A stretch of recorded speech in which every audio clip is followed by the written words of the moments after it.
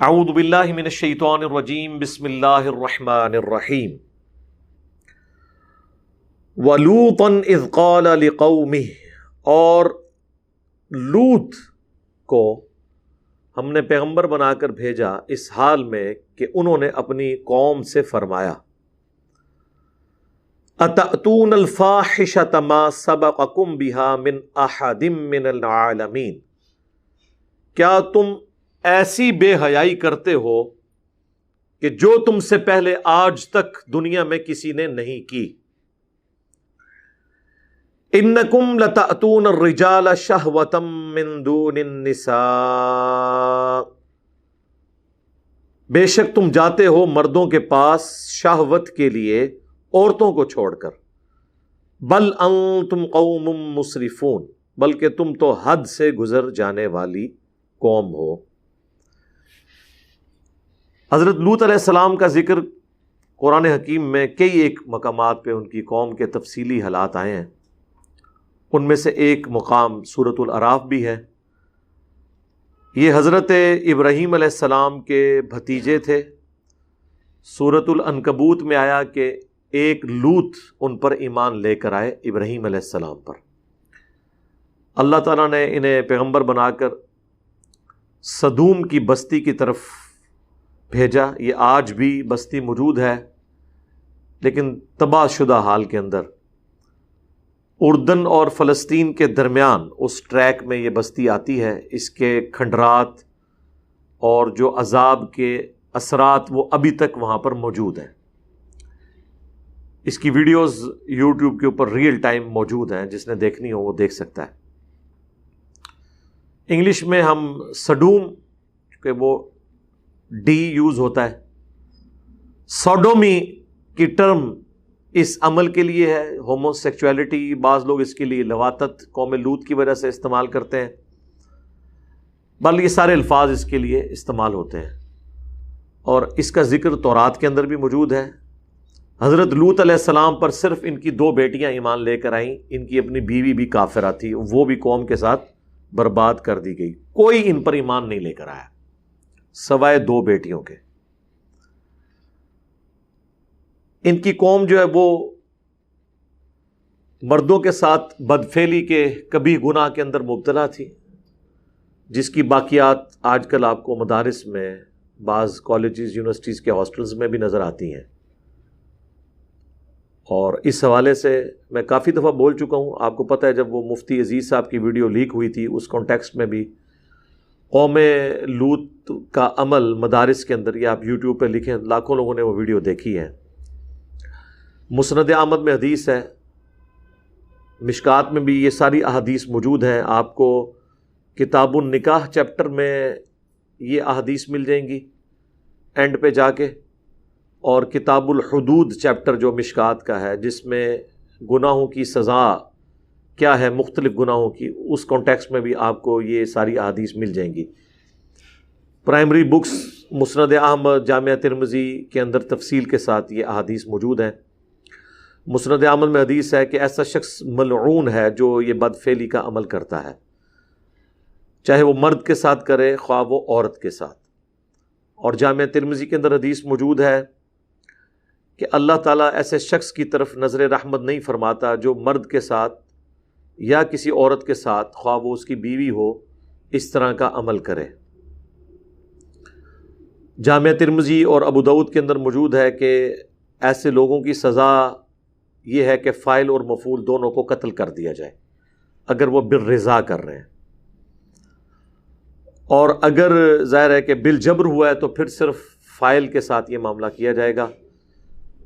ابن عباس کا فتویٰ موجود ہے مصنف ابن ابی شیبہ کے اندر، کہ وہ فرمایا کرتے تھے کہ ایسا عمل کرنے والوں کی سزا یہ ہے، جو خلفائے راشدین نے بھی مقرر کی، کہ اسے اس علاقے کی سب سے اونچی بلڈنگ سے زمین پر پٹخا جائے، مر جائے تو ٹھیک، اور اگر زخمی حالت میں ہو تو پھر پتھر مار مار کر اسے ہلاک کر دیا جائے۔ یہ اس کی سزا ہے۔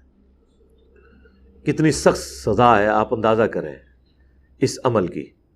اور یہ سزا قرآن سے ہی ڈیٹیکٹ کی گئی ہے. آگے اس قوم پر جو اللہ کا عذاب نازل ہوا اس میں بھی یہی تھا کہ اللہ تعالیٰ نے اس پوری بستی کو فرشتوں کو حکم دیا کہ اسے اٹھائیں اور بلندی سے الٹا کر کے پٹخ دیں، اور اس کے بعد ان پر پتھروں کی بارش ہوئی. آج بھی سائنٹیفکلی یہ چیز ثابت ہے کہ وہاں پر ایک آتش فشاں پہاڑ پھٹا تھا جس سے لاوا اور پتھر نکلے تھے، جس سے وہ قوم تباہ کر دی گئی. ظاہر ہے اس کی سائنٹیفک ریزن تو ہوتی ہے، اللہ تعالیٰ کی طرف سے جو زلزلے کی شکل میں عذاب آتا ہے یا چنگھاڑ کی شکل میں آتا ہے یا تیز ہوا چلنے کی شکل میں آتا ہے، اس کے لیے کوئی نہ کوئی سائنٹیفک ریزن تو ہوتی ہے. اللہ تعالیٰ ایکٹیویٹ کرتا ہے ان چیزوں کو. بہرحال اس چیز کو مانتے ہیں کہ ایک بستی تھی. آج بھی ان کے جو فاسلز ہیں وہاں پہ موجود ہیں. ایون جو لوگ گھروں میں ہیں وہ اوندے منہ اسی طریقے سے پڑے ہوئے ہیں، آج بھی اسی حالت میں وہ پتھر بن گئے ہوئے ہیں. وہ ساری ویڈیوز اویلیبل ہیں ریئل ٹائم. وہ صدوم کی بستی ہے. انگلش میں اس عمل کو سوڈومی کہا جاتا ہے. آپ گوگل پہ جا کے لکھیں تو آپ کو وہ قوم صدوم کے بارے میں سب کچھ مل جائے گا، چونکہ یہ تورات کے اندر بھی اس واقعے کا ذکر موجود تھا. لہٰذا یہ یاد رکھیں، دنیا میں جتنی بھی اخلاقی برائیاں ہیں، ان کے لیے جتنی ٹرمز ہیں وہ الہامی کتابوں سے ہی ڈیوائز کی گئی ہیں، اور جتنی اخلاقی اچھائیاں ہیں ان کے لیے جتنی ٹرمز ہیں وہ بھی الہامی کتابوں سے ڈیڈکٹ کی گئی ہیں. کیونکہ انسان اخلاقی قوانین نہیں بنا سکتا. مرد بنائیں گے تو اپنے حقوق کی بات کریں گی، عورتیں بنائیں گے تو اپنے حقوق کی بات کریں گی. اللہ تعالیٰ اخلاقی قوانین خود بناتا ہے. اور یہاں پر بھی اللہ تبارک و تعالیٰ نے اس قوم کا ذکر کیا تاکہ لوگ اس برائی سے بچیں. امریکہ کی بعض سٹیٹس کے اندر مرد کی مرد کے ساتھ شادی کو انہوں نے یعنی ایک آئینی شکل، قانونی شکل دے دی ہے. حالانکہ دنیا میں آج بھی اس کام کو ایک برا فعل کے طور پر مانا جاتا ہے اور اس کی آؤٹ پٹ کچھ نہیں ہے، کیونکہ یہ جو تعلق ہے اس کی آؤٹ پٹ اولاد تھی، اور وہ مرد کا مرد کے ساتھ ممکن نہیں ہے. اسی لیے ہم ویسٹرن ڈیموکریسی کو کفر اور شرک مانتے ہیں کہ وہاں پر اگر کثرت رائے سے یہ فیصلہ ہو جائے کہ یہ حرام کام بھی الاؤ ہے ہمارے معاشرے میں، تو وہ اسے اسٹیبلش کر دیتے ہیں.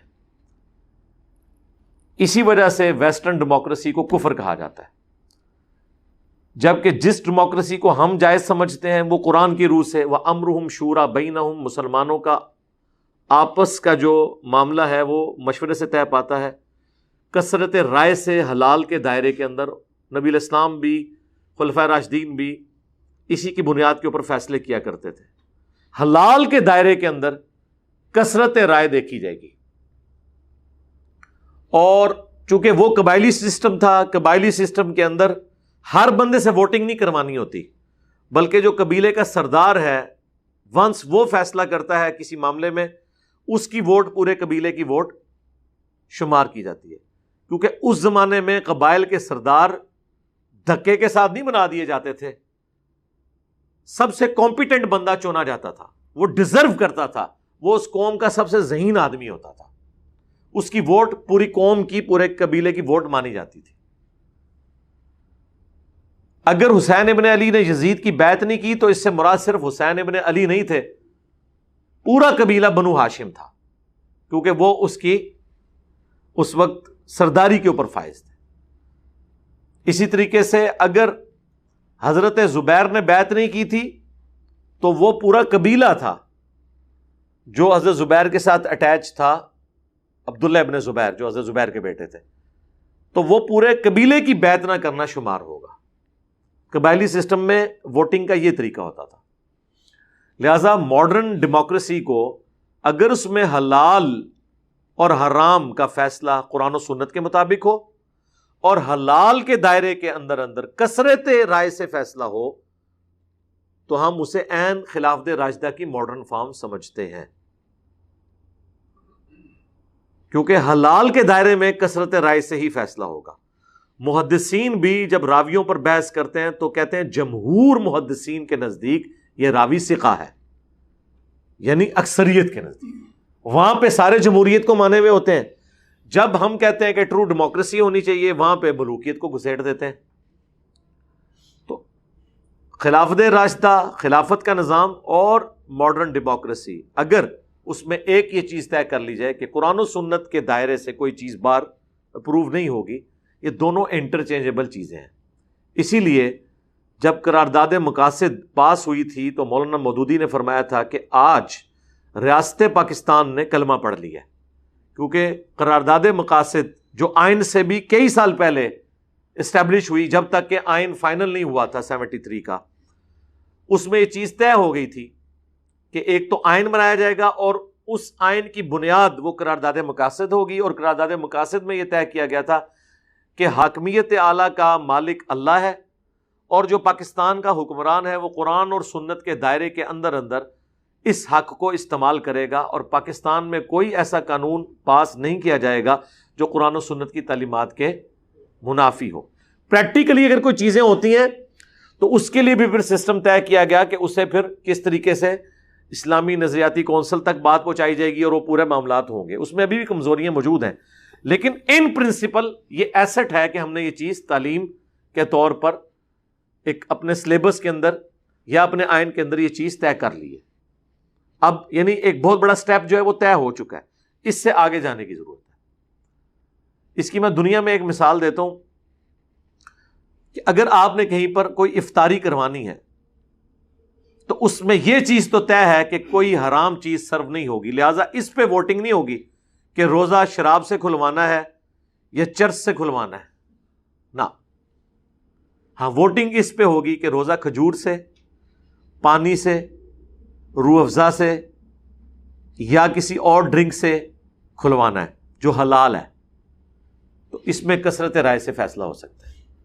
یا اگر آپ نے افطار کے بعد کھانا دینا ہے تو اس پہ کوئی کثرت رائے نہیں ہوگی کہ خنزیر روسٹ سرو کیا جائے کہ نہیں، ہاں اس کے اوپر کثرت رائے فیصلہ ہو سکتی ہے کہ آپ نے مٹن قورمہ سرو کرنا ہے، چکن بریانی سرو کرنی ہے یا دال کدو۔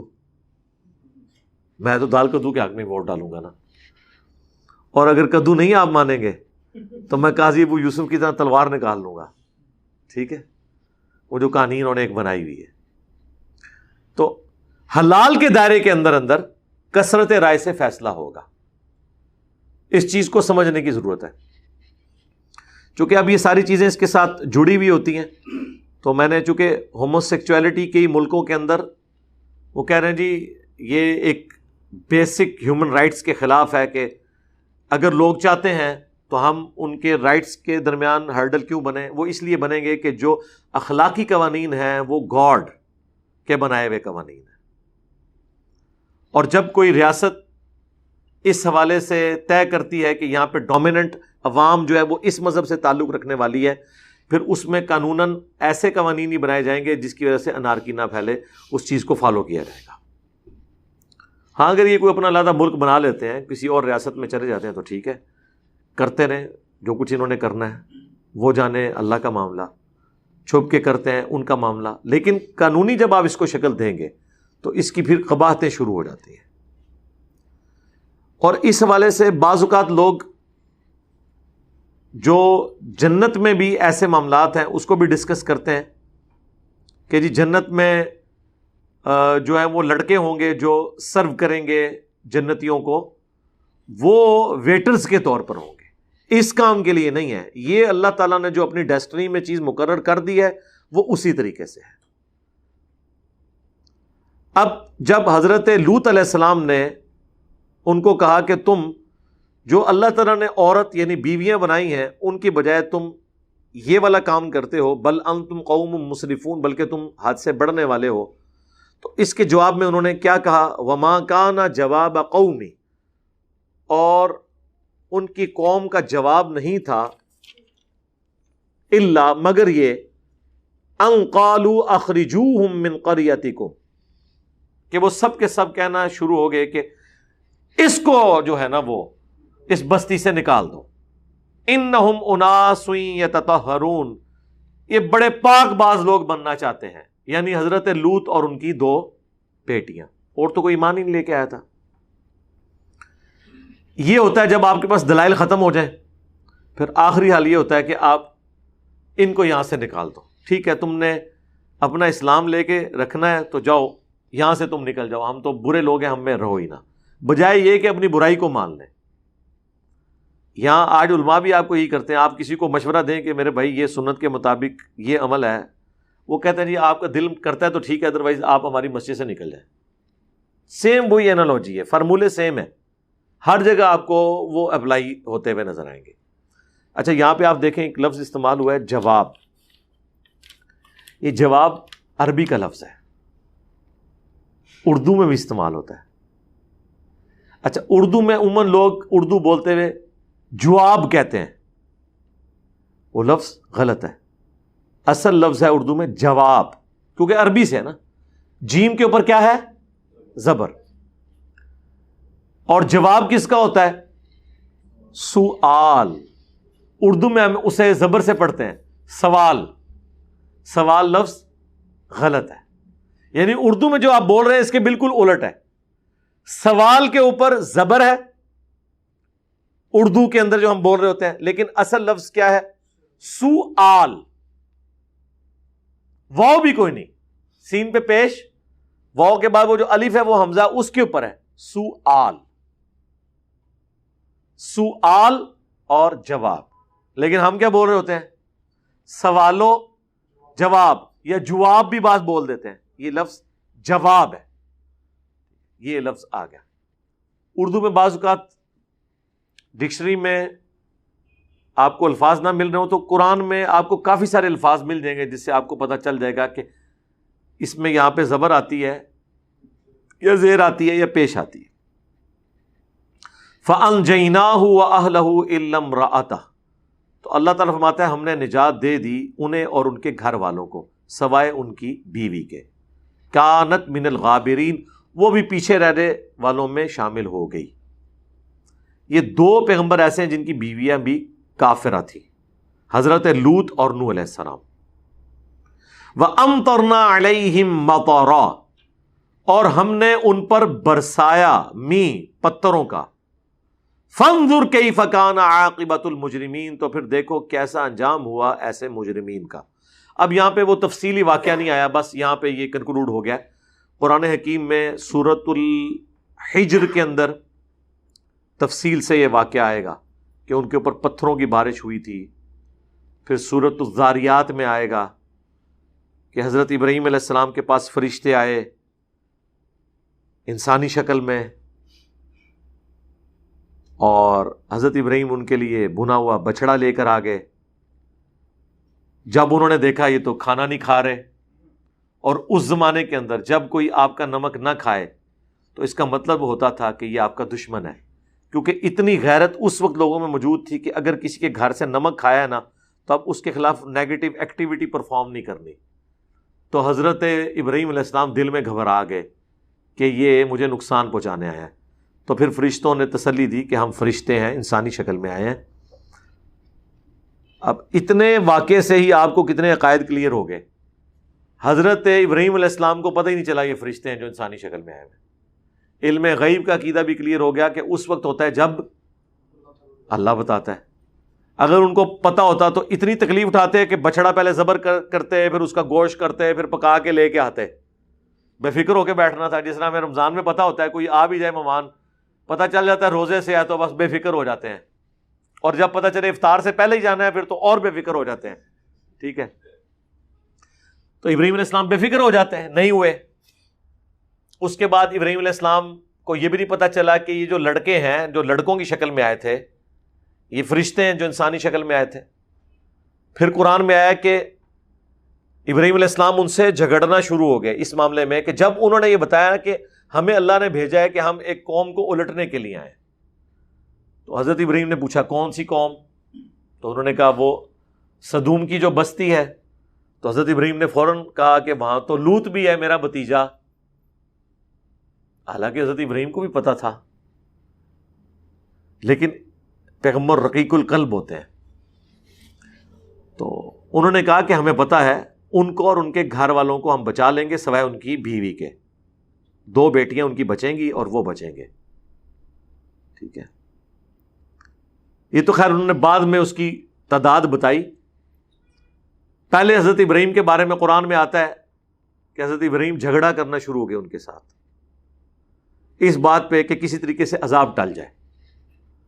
اور حضرت ابراہیم نے اپنی طرف سے، اب یہ جو آگے ڈیٹیل ہے نا، جھگڑنے کا ذکر قرآن میں ہے کہ بحث شروع کر دی، لیکن وہ تفصیل کیا ہے وہ تورات میں ہمیں ملتی ہے کہ حضرت ابراہیم نے کہا کہ اچھا مجھ سے تم یہ وعدہ کرو کہ اگر 10 بندے نکل آئے ایمان والے تم اس بستی کو نہیں الٹو گے.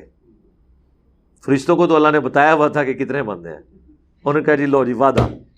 انہیں ایویں اپنی یاری نبھائی حضرت ابراہیم نال کہ تسی فرماتا ٹھیک ہے خلیل اللہ ہو تسی تہاڈی گل دا بھرم رکھاں گے. اور وہ بھرم بھی انہوں نے ادھر تک ہی رکھنا تھا جتنی اللہ نے اجازت دی ہوئی تھی، ورنہ اللہ کے حکم کے بغیر تو کمٹمنٹ نہیں کر سکتے تھے. حضرت ابراہیم کو شک پڑ گیا کہ وہ کام جو ہے نا کوئی ڈل گیا ہوا ہے. پھر حضرت ابراہیم نے کہا کہ نہیں 10 نہیں 5. انہوں نے کہا ہاں اگر 5 بھی نکل آئے نا تو معافی. حضرت ابراہیم کو کیا پتا تھا کہ 5 بھی نہیں نکلنے.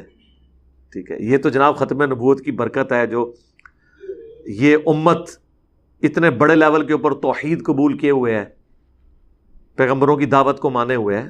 یہ نبی الاسلام کی ختم نبوت کی برکت ہے. ادروائز انسانی تاریخ نے کبھی ایسا وقت نہیں دیکھا کہ اتنی بڑی تعداد کے اندر موحدین دنیا میں موجود ہوں.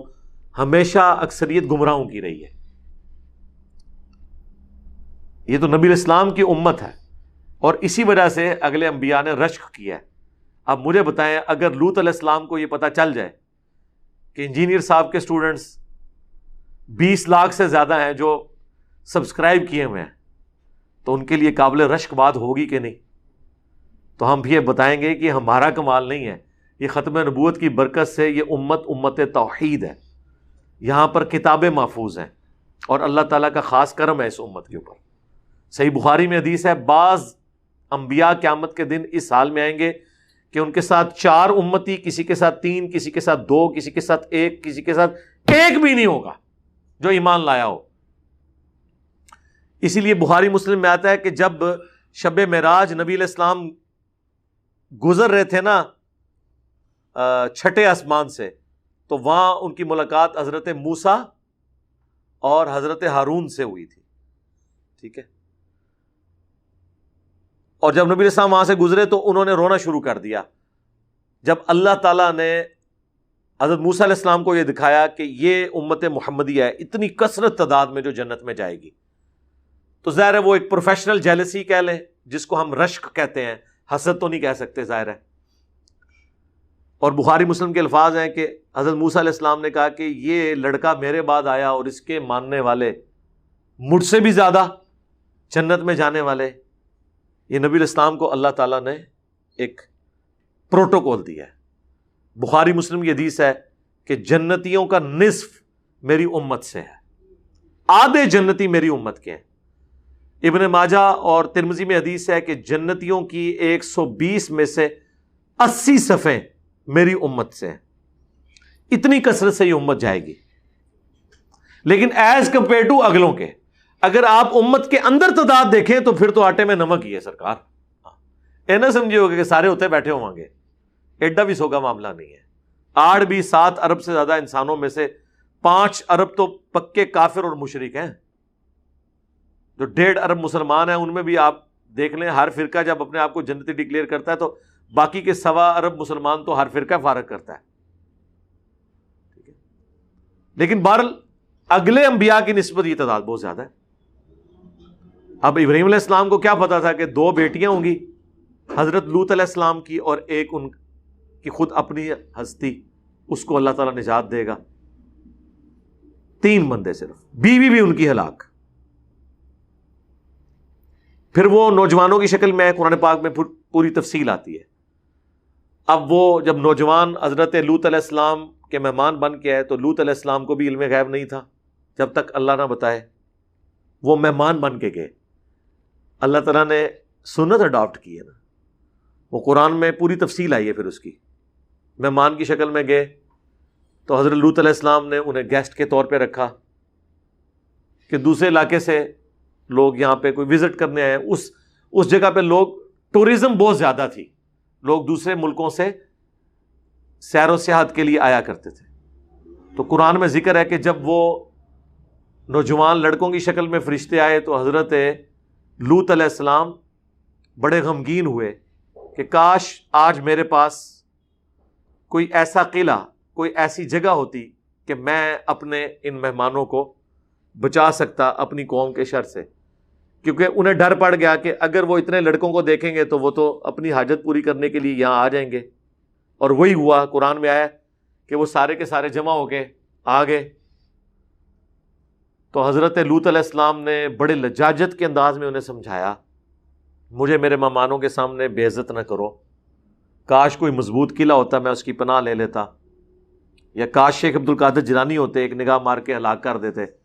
پیغمبر تو یہی کہتے ہیں کہ کاش کوئی قلعہ ہوتا میں اپنے مہمان بچا لیتا. تو اس سے آپ کو اندازہ ہو جانا چاہیے کہ باب شاہی کوئی نہیں، یہ بابوں کی طرف سب جھوٹی کہانیاں منسوب ہیں. پیغمبروں کو کوئی ایسی چیز نہیں ملی ہوئی تھی جو یہ نگاہ مار کے تو یہ کر دیں وہ کر دیں. تو حتیٰ کہ حضرت لوط علیہ السلام نے کہا کہ کسی کو زیادہ مسئلہ ہے تو یہ میری بیٹیاں ہیں، ان کے ساتھ شادی کر لو کسی نے کرنی ہے. انہوں نے کہا کہ یہ ہمیں مشورے اپنے پاس رکھو، تمہیں پتہ ہے ہم کس کام کے لیے آئے ہیں. اس وقت پھر فرشتوں نے جب دیکھا نا کہ حضرت لوط علیہ السلام جو ہے وہ ان کا وہ تھریش ہولڈ پوائنٹ کراس کر گیا ہے، ظاہر ہے پریشانی، ٹینشن. انہوں نے کہا آپ گھبرائیں نا، ہم اللہ کے فرشتے ہیں، یہ ہمیں کیا نقصان پہنچائیں گے، ان کو الٹنے کے لیے ہم آئے ہوئے ہیں. بس رات کے آخری پہر آپ نے اپنے گھر والوں کو اپنے ساتھ لے کے نکل پڑنا ہے، اور آپ کی بیوی جو ہے نا وہ آپ کی اس قوم کے ساتھ شمار کی جائے گی. باقی آپ اپنی بیٹیوں کو، پوری قوم میں سے ایک مرد نہیں نکلا، ایک مرد کا بچہ نہیں نکلا جو حضرت لوط علیہ السلام پر ایمان لایا ہو. 2 بیٹیاں. اور کہا کہ آپ رات کے آخری پہل لے کے نکلیں، ان کے اوپر عذاب آئے گا، ہمیں حکم ہے کہ ہم اس بستی کو الٹیں گے اور ان پہ پتھروں کی بارش ہوگی. وہی ہوا، حضرت لوط علیہ السلام اپنی بیٹیوں کو، بیوی کو بھی ساتھ لے کے نکل پڑے. ظاہر ہے بندے فیملی کا تو ایک ہوتا ہے نا سلسلہ، اگرچہ انہیں بتا دیا گیا تھا اس نے کو نہیں بچنا، ان کا چلو ایک آخری ٹرائی مار کے دیکھ لوں، لیکن آپ کو پتا ہے کہ موت کے غرغرے سے پہلے پہلے توبہ قبول ہوتی ہے. چونکہ اللہ نے عذاب کا فیصلہ کر لیا تھا، اگرچہ اس کی ایگزیکیوشن چند گھنٹے بعد ہوئی، لیکن فیصلہ ہو چکا تھا. اس سے پہلے تو وہ ایمان نہیں لائی تھی، نہ بعد میں اس نے لانا تھا. تو حتیٰ کہ قرآن میں یہاں تک الفاظ ہیں کہ ہر بندے کے نام کا پتھر ہم نے مخصوص کیا ہوا تھا اللہ کی طرف سے. جی طے تھا کہ یہ والا پتھر اس بندے کے نام کا ہے، وہ اسی کو آگے لگتا تھا جب وہ آتش فشاں پھٹا جو پتھروں کی بارش ہوئی. اللہم احسن عاقبتنا فی الامور کلھا واجرنا من خزی الدنیا وعذاب الآخرہ، آمین. تو بہرحال وہ لے کے نکلے. یہاں تک تو قرآن میں آیا ہے. تو رات میں یہ کہ جب وہ جا رہے تھے بیوی بھی ساتھ تھی. قرآن میں یہ الفاظ آئے ہیں کہ پیچھے مڑ کے نہیں دیکھنا. یہ آپ نے اکثر اپنی سٹوریوں میں سنا ہوگا، پیچھے جو مڑ کے دیکھے گا پتھر بن جائے گا. یہ قرآن سے ہی انہوں نے اخذ کیا ہوا ہے. فرشتوں نے کہا تھا کہ آپ کو جب چیخوں کی آواز آئے نا، آپ کی قوم کے اوپر عذاب آ رہا ہو، تو آپ نے مڑ کے نہیں دیکھنا. یہ نہ ہو کہ پیغمبر ہے تو دل پسیج جائے. مڑ کے نہیں دیکھنا، کیونکہ وہ عذاب نازل ہو رہا ہے اور عذاب والا مقام ہے. آپ نے سیدھا آگے جانا ہے جب تک کہ آپ کو وہ جگہ نہ بتا دی جائے جہاں آپ کا پڑاؤ ہونا ہے. تو رات میں پھر یہ ملتا ہے کہ ان کی جو بیوی تھی نا، جب اس نے چیخو پکار سنی تو ظاہر ہے اس کی ہمدردیاں اپنے خاوند کے ساتھ تو نہیں تھیں. اس نے مڑ کے دیکھا، ہائے میری قوم. بس جب مڑ کے دیکھا تو اس کے حصے کا پتھر اسے لگا، اور وہ پیغمبر کے ساتھ ہوتے ہوئے بھی ماری گئی، کیونکہ اس کے اعمال اور عقائد پیغمبروں والے نہیں تھے. آپ بے شک کہتے رہیں کہ جو کچھ بھی ہیں تیرے محبوب کی امت سے ہیں. وہ کہتی رہی کہ جو کچھ بھی ہوں تیرے محبوب کی بیوی ہوں. اس وقت تو محبوب لوط علیہ السلام ہی تھے نا، لیکن اس کی چیخو پکار کوئی کام نہیں آئی، مار دی گئی. 2 بیٹیاں لوط علیہ السلام کی جو آپ پہ ایمان لائی تھیں وہ بچا لی گئی، اور وہ پوری کی پوری قوم ہلاک ہوئی. سدوم کی بستی بحر مردار کے کنارے، ڈیڈ سی کے کنارے، آج بھی ان کے اثرات موجود ہیں. اسی طریقے سے وہ گھٹنوں کے بل گرے ہوئے ہیں اور اوندے منہ پڑے ہوئے ہیں. ان کی شکلیں بھی ایسی بنی ہوئی ہیں جیسے کوئی ایک ایبرپٹ کسی کے اوپر عذاب آتا ہے. پتھروں کی بارش جو ہوئی اس کے نشانات پتھر وہاں پہ موجود ہیں. سائنٹیفکلی تو یہ کہا جاتا ہے کہ کوئی آتش فشاں یہاں پھٹا تھا اور اس سے پتھر نکلے اور اس سے یہ قوم ہلاک ہو گئی. لیکن آتش فشاں نے کب پھٹنا ہے سرکار یہ تو آج بھی نہیں پتا ہوتا. صرف یہ کہتے ہیں کہ یہ لیونگ والکینو ہے, کسی بھی وقت پھٹ سکتا ہے. بار وہ اللہ نے تو طے کیا ہوا تھا کہ کس وقت اس کو پھاڑنا ہے اور کس طریقے سے سزا دینی ہے. یہی سزا پھر اسٹیبلش ہوئی خلفائے راشدین کے ہاں. جو کوئی برا عمل کرے تو وہ اسی کو امپلیمنٹ کرتے تھے, جو مصنف ابن ابی شیبہ میں صحیح سند کے ساتھ ہے. مشکات میں بھی کتاب الحدود چیپٹر میں مل جائے گا کہ بلندی سے گرایا جائے, کیونکہ اس بستی کو بھی اٹھایا گیا تھا, پھر الٹا گیا تھا اور پھر پتھروں کی بارش سے ان کو نیست و نبود کر دیا گیا تھا. یہ عذاب ان پر اللہ تعالیٰ کی طرف سے آیا. میں نے تفصیلی گفتگو اس لیے کر دی تاکہ جو سکیٹرڈ فارم میں مختلف آیات قرآن حکیم میں مختلف جگہ موجود ہیں, اب جب دوبارہ یہ ذکر آئے گا تو آلریڈی یہ قرآن کلاس کے اندر میں نے کراس ریفرنس کے طور پہ ساری وہ آیات ڈسکس کر لی ہیں. بعض جگہ ذرا تھوڑا ذکر ہوتا ہے, بعض جگہ زیادہ ہوا ہوتا ہے. کچھ حصہ تورات میں مل جاتا ہے, کچھ قرآن میں, کچھ احادیث کی کتابوں میں. اللہ تعالیٰ سے دعا ہے جو حق بات میں نے کہی اللہ تعالیٰ ہمارے دلوں میں راسخ فرمائے. اگر جذبات میں میرے منہ سے کوئی غلط بات نکل گئی اللہ تعالیٰ ہمارے دلوں سے محو کر دے. ہمیں کتاب و سنت کی تعلیمات پر عمل کر کے دوسرے بھائیوں تک پہنچانے کی توفیق عطا فرمائے. سبحانک اللہم و بحمدک اشہد ان لا الہ الا انت استغفرک و اتوب الیک وما علینا الا البلاغ المبین. جزاکم اللہ خیرا.